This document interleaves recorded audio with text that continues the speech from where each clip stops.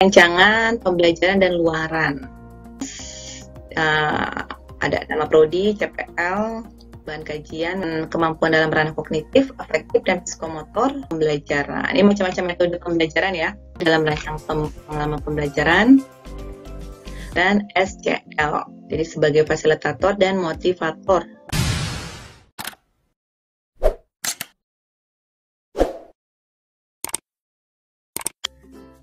Di analisis pembelajaran ini menggambarkan tahapan-tahapan pencapaian akhir mahasiswa yang diharapkan berkontribusi terhadap pencapaian. Ini melakukan analisis pembelajaran ya. Jadi analisis pembelajaran dilakukan dengan dasar pemikiran bahwa pembelajaran dalam sebuah mata kuliah terjadi dengan tahap-tahapan pencapaian kemampuan mahasiswa yang terukur, sistematis, dan terencana. Jadi analisis pembelajaran ini dilakukan untuk mengidentifikasi kemampuan akhir pada tiap tahapan atau sub CPMK sebagai penjabaran dari CPL yang dibebankan pada mata kuliah tersebut. Di sini juga melakukan analisis pembelajaran ya. Jadi ada 4 macam struktur penyusunan sub CPMK yang dinyatakan tahapan pembelajaran. Ada struktur hierarkis, struktur prosedural, struktur pengelompokan, dan struktur kombinasi. Jadi ada struktur hierarki, itu maksudnya belajar kemampuan A harus lebih dahulu belajar kemampuan B. Digambarkan dengan 2 kotak masing-masing berisi kemampuan A dan kemampuan B. Dan kedua kotak tersebut dihubungkan dengan anak panah vertikal menuju ke atas. Ini contoh juga prosedural. Ada juga contoh pengelompokan, ada contoh kombinasi. Nah, ini contoh diagram hasil analisis pembelajaran ya. Jadi sub CPMK ini setiap kotak pada gambar 19 ini tersebut dituliskan kembali pada kolom kemampuan akhir yang diharapkan pada contoh format RPS pada tabel 8. Ini capaian pembelajaran mata kuliah atau CPMK, metodologi penelitian. Jadi mampu merangsang penelitian, menyusun proposal penelitian. Contohnya terus evaluasi tengah semester atau ujian akhir semester, evaluasi tengah semester, kemampuan awal yang dimiliki sebelum mengikuti mata kuliah ini. Ini juga menyusun silabus. Jadi silabus itu dapat diartikan sebagai gambaran tentang suatu mata kuliah yang mencakup nama mata kuliah, kode mata kuliah, semester, SKS, fakultas, mata kuliah prasyarat, capaian pembelajaran mata kuliah, deskripsi mata kuliah, bahan kajian, dan sumber pustaka. Nah, ini komponen silabus ya. Nah, ada penjabarannya. Ini cara mengisi komponen silabus juga. Ini juga tadi komponen mengisi silabus. Ini format silabus. Ada identitas mata kuliah, CP mata kuliah. Ini ada lanjutan juga, GBR ya, garis besar rencana pembelajaran. Nah, ini menyusun rencana pembelajaran semester atau RPS. Nah, ini Permenristekdikti nomor 4 tahun 2015, Standar Nasional Pendidikan Tinggi. Nah, ini ya dijelaskan. Ada keempat standar proses pembelajaran, ada RPS, seperti itu ya. Jadi dijabarkan lebih detailnya. Ada metode pembelajaran, ada bahan kajian, ada waktu yang disediakan, pengalaman belajar, kriteria, indikator, bobot penilaian, daftar referensi, RPS, proses pembelajaran. Nah, ini ada rancangan pembelajaran dan luaran. Ini pembelajaran sebagai tahapan pembelajaran ya, RPS. Jadi ada konsep kurikulum, rencana pembelajaran semester, pembelajarannya itu ada proses asesmen ya, dosen, sumber belajar, mahasiswa, lingkungan sarana prasarana, baru lulusan memiliki capaian pembelajaran. Ini juga prinsip ya, prinsip penyusunan RPS menurut Kemenristekdikti 2016. Ini juga dijabarkan. Nah, RPS ada nama prodi, CPL, bahan kajian, metode pembelajaran.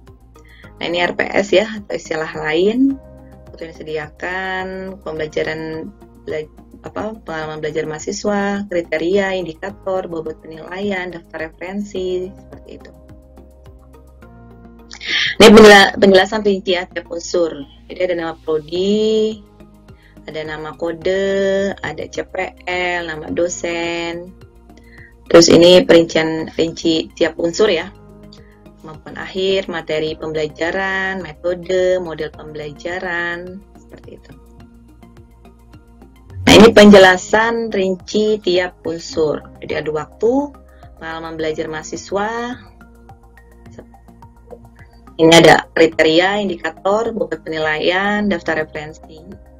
Ini formatnya ya, format RPS. Seperti ini contoh RPS-nya. Ini juga penjelasan isian, judul kolom, buku 1, bahan kajian, metode pembelajaran. Terus ini nomor kolom, judul kolom, penjelasan isian, waktu, pengalaman belajar, kriteria penilaian, indikator, bobot nilai. Nah, ini format rencana pembelajaran semester. Jadi di sini ada identifikasi mata kuliah ya.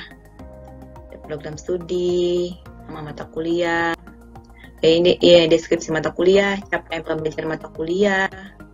Jadi ada standar kompetensi ya. Standar kompetensi lulusan merupakan kriteria minimal tentang kualifikasi kemampuan lulusan yang mencakup sikap, pengetahuan, dan keterampilan. Jadi ini sebagai acuan utama pengembangan standar isi pembelajaran, standar proses pembelajaran, standar penilaian pembelajaran. Ada sikap ya, ada pengetahuan, ada keterampilan. Jadi ada keterampilan umum dan keterampilan khusus. Ini ya, rumusan kemampuan dalam ranah kognitif, afektif, dan psikomotor diusahakan lengkap. Ada hard skill dan soft skill ya. Yang juga materi pokok pembelajaran. Jadi ini dijelaskan ya satu-satu ya. Tadi capaian pembelajaran, ini bahan kajian, ini deskripsinya. Terus ini bentuk dan model. Nah, ini metode pembelajaran. Ini macam-macam metode pembelajaran ya. Kelompok, simulasi, studi kasus, kolaborasi, kooperatif. Nah ini ya penjelasan dari pengalaman belajar. Ini pengalaman belajar. Sini ada juga capaian belajar setiap tahapan, indikator dapat kualitatif maupun dapat kuantitatif. Ini teknik penilaian ya, observasi, partisipasi, unjuk kerja, rubrik penilaian, tes tertulis, angket. Nah ini disesuaikan waktu besarnya sumbangan terhadap capaian pembelajaran mata kuliah.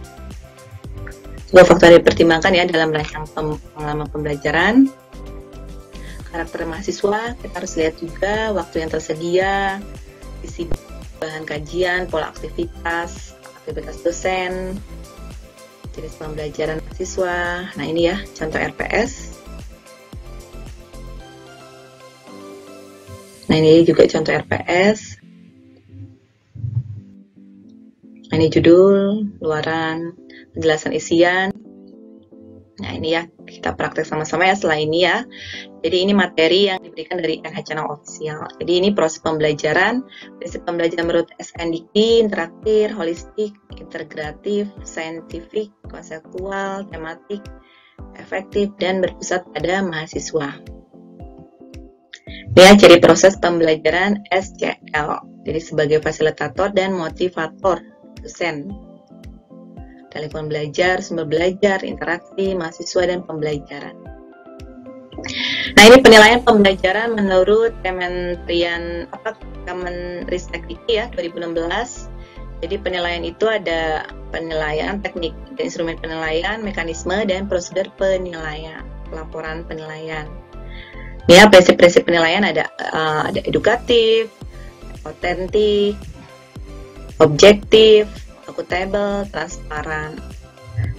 Di teknik instrumen penilaian juga di sini dijelaskan sikap, keterampilan umum, keterampilan khusus, penguasaan pengetahuan, observasi, rubrik, seperti itu ya. Nah ini instrumen penilaian ya, rubrik, ini holistik, deskriptif ya, skala persepsi, portofolio. Ini mekanisme prosedur penilaian, Jadi ada teknik tahapan penilaian ya, teknik penilaian, instrumen penilaian, kriteria penilaian, indikator penilaian, bobot penilaian, dilakukan dengan alur. Seperti itu ya. Terima kasih, ini sekian materi dari NI Channel Official. Semoga bermanfaat.